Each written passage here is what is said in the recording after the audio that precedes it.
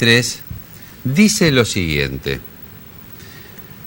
Marcela Brizuela es la madre del soldado desaparecido Alberto Ledo. Recién estábamos hablando con ella.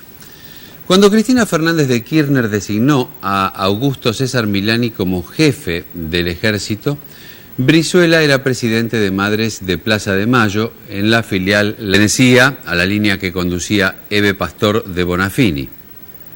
María Elisa Reynoso, por su parte, era una abogada riojana y, además, una militante comunista.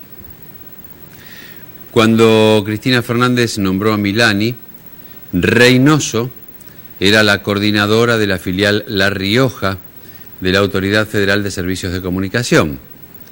Reynoso era también abogada de Marcela Brizuela y de otras víctimas de violaciones de derechos humanos ocurridas durante la dictadura militar. Tal vez lo que les ocurrió en estos años se pueda reflejar la enorme crueldad de la historia que empieza a cerrarse con la detención del ex jefe del ejército.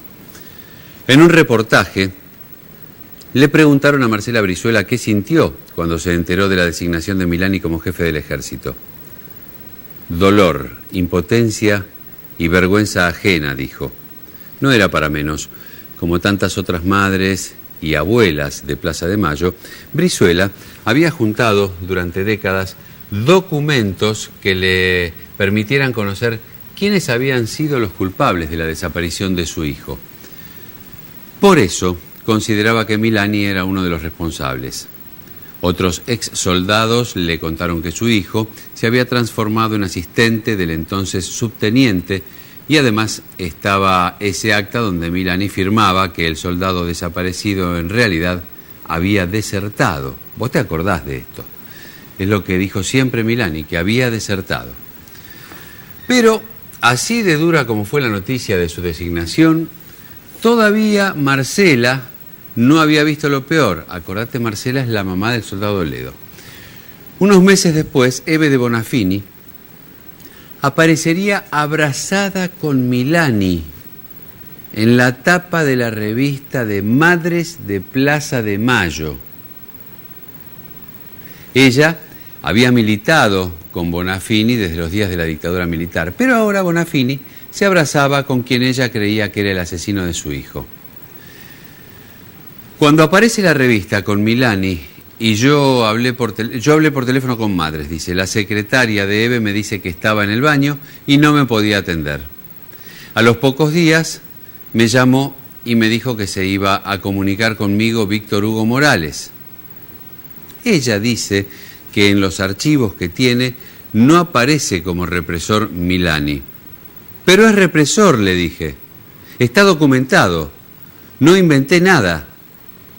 Ahí me dijo que estaba bien lo que estaba haciendo. No me mandaron más la revista. Me dolió muchísimo. Bueno, ya conocemos cuál es el funcionamiento de esta mujer Bonafini.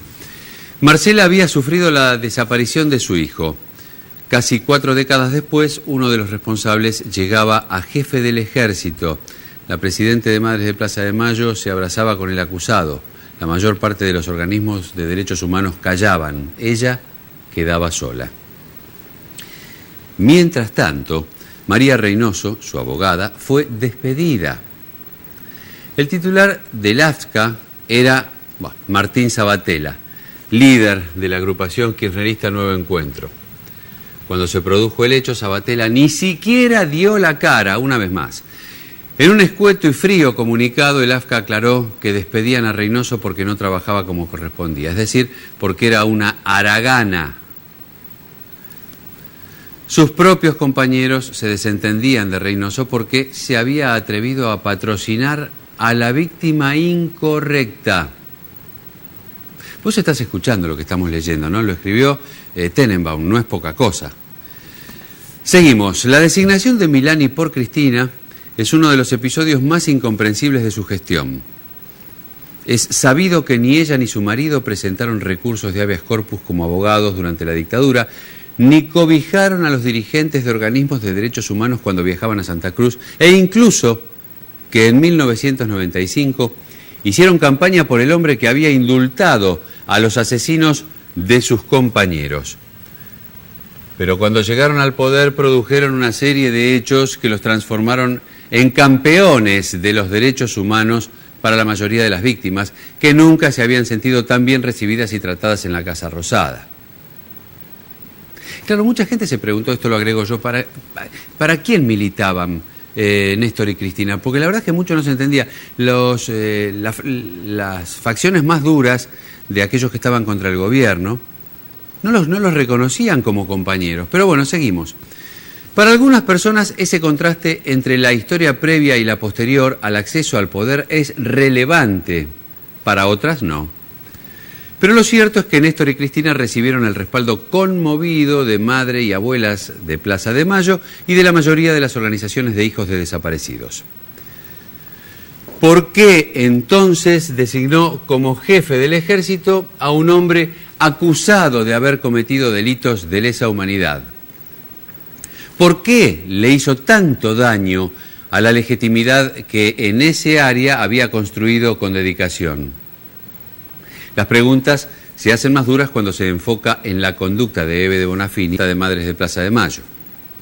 En el año 2003, Bonafini había transformado su histórica intransigencia frente a todos los gobiernos en simpatía y adhesión hacia el kirchnerismo.